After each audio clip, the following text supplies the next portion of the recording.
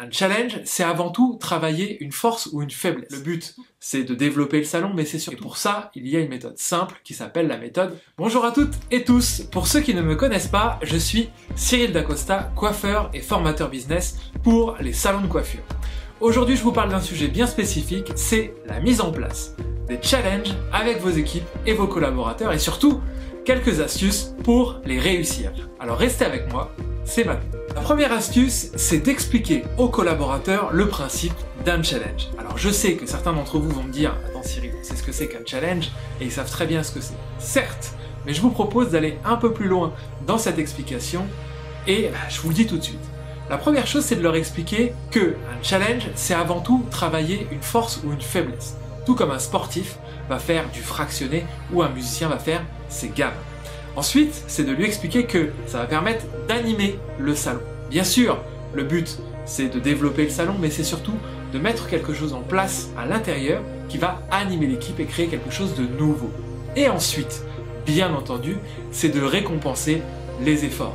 D'où l'intérêt de mettre des cadeaux à la clé et on en parlera juste après. Cela dit, tout à fait entre nous, je pense que miser sur une récompense et ne pas expliquer aux collaborateurs l'intérêt d'un challenge est une erreur. Mais après, je peux me tromper. Alors je compte sur vous, mettez-le dans les commentaires, mais je pense sincèrement que la récompense aujourd'hui ne fait pas tout. La deuxième astuce que je partage avec vous, c'est de varier les plaisirs sur les challenges que vous allez mettre en place. Je m'explique, on peut très bien mettre des challenges individuels pour récompenser un ou plusieurs collaborateurs, ou mettre des challenges sur l'ensemble du salon. Ensuite, on peut aussi récompenser le ou la meilleure, et on peut aussi récompenser la meilleure progression. Et ça, souvent, c'est oublié. Et ça consiste véritablement à récompenser les efforts. Pour imager cette notion d'effort, une collaboratrice qui passe de 300 à 600 euros de vente fait beaucoup plus d'efforts qu'un collaborateur qui passe de 800 à 900 euros de vente. Voilà l'idée de récompenser l'effort. C'est d'encourager, pas forcément les meilleurs, mais ceux qui font le plus de progrès. Et en plus, le principe d'un challenge, c'est aussi de créer des habitudes. On peut très bien imaginer que pendant la durée du challenge, il y a des efforts qui sont fournis, qui vont continuer même après le challenge. Et c'est ça la bonne nouvelle. La troisième astuce, c'est de varier les récompenses. Tout le monde n'est pas forcément sensible à gagner de l'argent.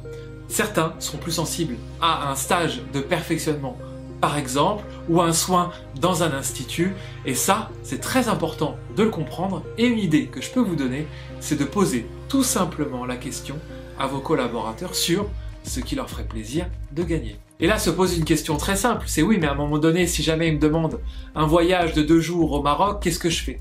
Et bien tout simplement, il y a un calcul de rentabilité à faire, peut-être une durée de challenge qui sera beaucoup plus élevée, mais j'ai tendance à dire que n'importe quoi peut être gagné, il suffit juste de mettre le challenge en accord avec la récompense souhaitée. Un élément très important quand vous mettrez un challenge en place avec vos collaborateurs, donnez-leur les astuces et les clés pour qu'ils le réussissent et surtout accompagnez-les au quotidien pour favoriser la réussite de votre équipe. La quatrième astuce va être de varier les challenges. On peut en mettre sur la coupe, sur la couleur, sur le balayage, sur le soin, sur la proposition de service, sur le taux de fidélisation, sur le nombre d'avis clients, sur le nombre d'étoiles des avis clients. Bref, vous l'aurez compris, il y a une multitude de possibilités. Soyez créatifs, mais surtout, variez les plaisirs. Cinquième et dernière astuce, soyez clair et précis dans la mise en place de votre challenge.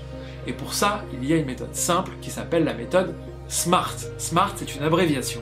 Vous avez le S pour spécifique, c'est-à-dire le thème de votre challenge, la coupe, la couleur, le soin par exemple. M pour mesurable, il faut que vous puissiez mesurer l'évolution de vos collaborateurs. A pour ambitieux, il faut qu'il soit suffisamment ambitieux votre challenge pour donner envie de se dépasser. R pour réaliste, bien sûr il faut qu'il soit ambitieux mais réalisable et pour ça je vous invite à le démystifier.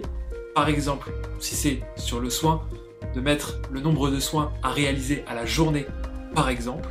Et ensuite, temporellement défini, c'est important qu'il y ait un début de challenge et une fin de challenge bien claire pour l'ensemble des collaborateurs. Pour terminer, mettre en place des challenges, c'est bien, en mettre régulièrement, c'est mieux. Alors je compte sur vous pour en mettre très prochainement. Vous avez des astuces pour les réussir. En attendant, j'espère que vous avez aimé cette vidéo, je vous invite à la liker, à la partager au maximum, évidemment, et surtout à vous abonner à la chaîne si vous êtes sur YouTube. Et aussi, je vous invite à me suivre sur les réseaux sociaux, Instagram, Facebook et LinkedIn. Je vous dis à très bientôt. Merci, bye.